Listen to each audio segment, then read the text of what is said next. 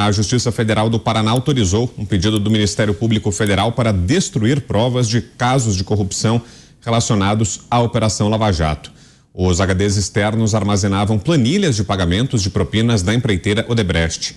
Esses arquivos faziam parte das principais peças de acusação do Ministério Público contra diversos políticos. A empreiteira chegou a criar um departamento específico e um sistema paralelo de informática na Suíça para ocultar o pagamento das propinas.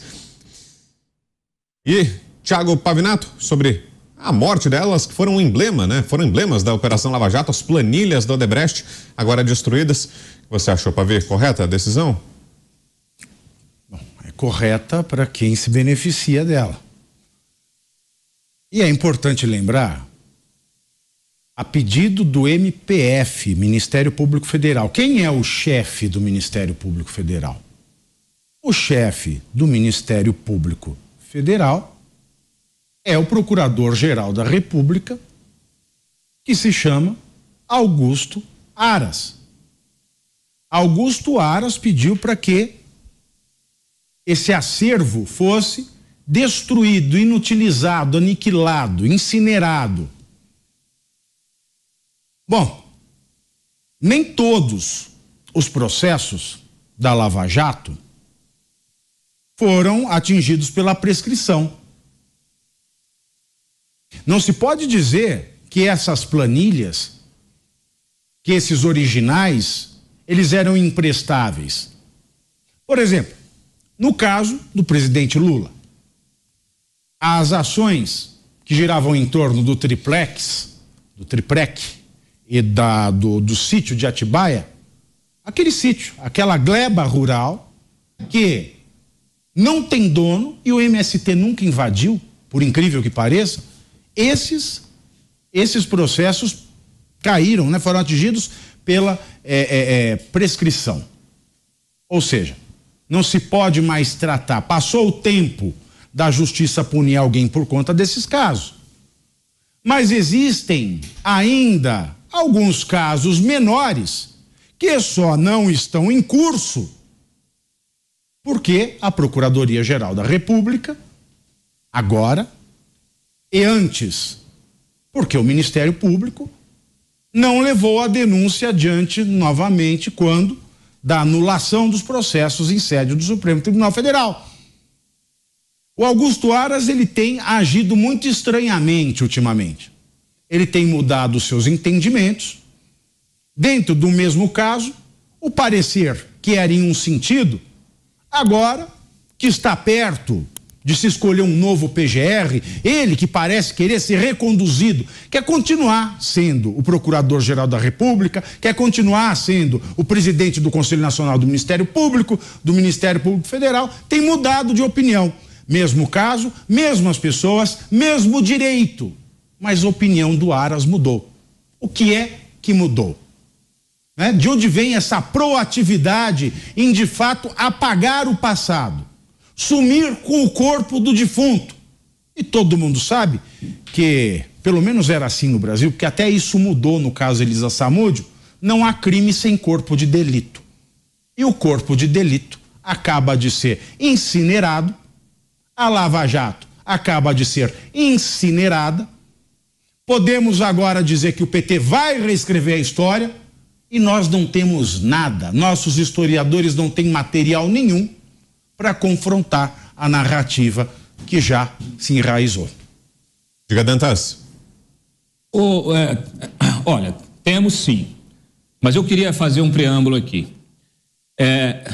O PGR, o Augusto Aras, foi o cara que perseguiu, que mandou, aliás, que caiu nas fake news do PT e dessa turma aí, Tacla Duran e companhia, dizendo que, olha, vários advogados, inclusive, tem um equipamento de escuta lá na Lava Jato, que eles estão usando, etc e tal, aí mandaram corregedoria lá na Lava Jato em Curitiba, fizeram uma devassa, copiaram o arquivo inteiro da Lava Jato.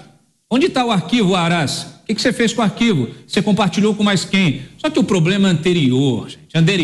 O Rodrigo Janot foi um PGR importante para a Lava Jato? Todo mundo vai achar que sim. Por quê? Porque em determinado momento, ele comandou esse Ministério Público, ele chefiou esse Ministério Público, foi capaz de fazer essa devassa enorme. Só que eu sei que o Rodrigo Janot, no início, resistia a entrar nessa briga. Só que acontece que houve uma avalanche, as operações começaram a se suceder de forma que não foi possível mais esconder os fatos. A imprensa, aliás, no início, a imprensa comercial, ela evitava falar, tratava a Lava Jato no primeiro ano, nos primeiros meses, como uma coisa assim lateral. Por quê? Porque naturalmente você tinha aí grandes players estatais e essas grandes empreiteiras, grandes grupos econômicos que bancavam anúncios em toda a imprensa. Então, chegou uma hora que não era mais possível, o Janot botou a Lava Jato debaixo do braço e foi para cima. Só que ele foi para cima de que maneira?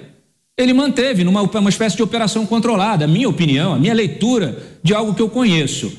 Investigações importantes não avançaram, não foram realizadas. Essas investigações de triplex, de sítio, isso aí é troco de pinga. É troco de pinga. A investigação que ia lá em cima da Game Corp, que acabou também sendo transferida para São Paulo e arquivada, ela puxou lá as contas da Game Corp do Lulinha e descobriu lá uma movimentação de 300 milhões de reais de várias telefônicas, empresas associadas ali, pagando conta. Olha, uma festa, tá tudo na internet. Tá tudo na internet, documentado para a história. E nos processos também. Por que isso não foi investigado de forma decente? Porque apurações, a Polícia Federal bateu lá, apurou, pegou uma opção de coisa lá nos escritórios do Zé Dirceu e nunca foram feitas perícias sobre esse equipamento. Esse caso aí dos HDs, ele é referencial. Por quê? Porque quando se descobriu essa planilha de propina, que foi através de uma secretária teve busca e apreensão, pegaram o notebook dela, ela tinha parte dessas planilhas.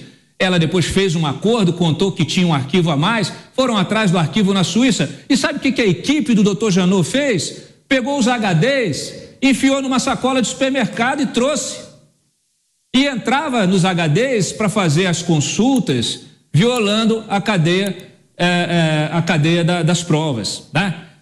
E aí, isso abriu o flanco para que os advogados das empreiteiras fossem tentar anular essas provas. Mas o Ministério Público poderia ter solicitado outra cópia à Suíça, ao Ministério Público da Suíça, isso não foi feito.